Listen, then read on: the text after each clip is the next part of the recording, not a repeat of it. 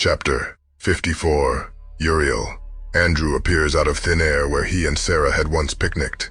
Andrew falls forward and catches himself by impaling the Titan blade into the black sand beach. His Phoenix amulet had come loose and fell from his wrist. The hilt of the Titan blade catches it.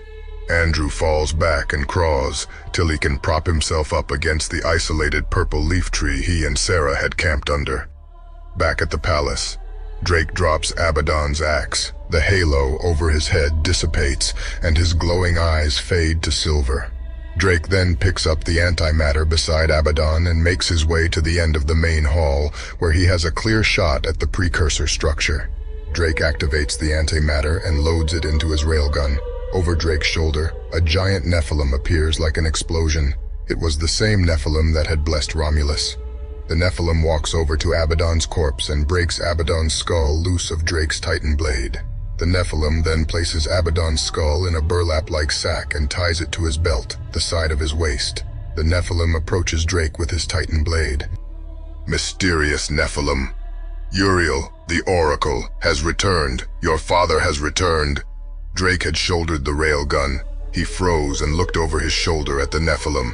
You know better than to call me that. Drake repositions himself and fires the railgun at the precursor structure. Drake then tosses the railgun aside. The Nephilim then places its hand on Drake's shoulder and hands him his sword. Drake snatches the Titan blade. The Nephilim then raises its amulet, and the pair disappear in an implosion. Back on Adamant, Calem's niece transcribes a part of the lost page of Hadrian's prophecy Trajan had gifted her. Melia. I have reached the furthest edge of the heavens, seen across every ocean, every ground, every horizon, every sunset and sunrise. I have seen everything, but I have never felt a light like this. It is like the loudest loud from the highest high. This light will pour like a never-ending flood that will wash away all that came before.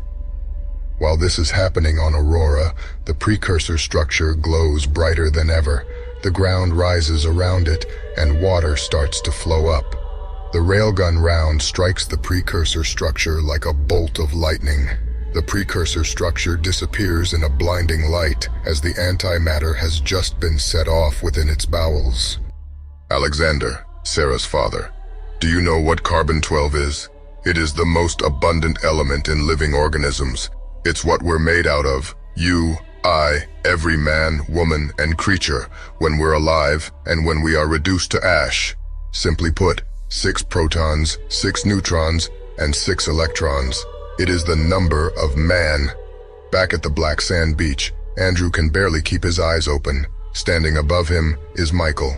Michael crouches down in front of Andrew and places his hand on Andrew's wound.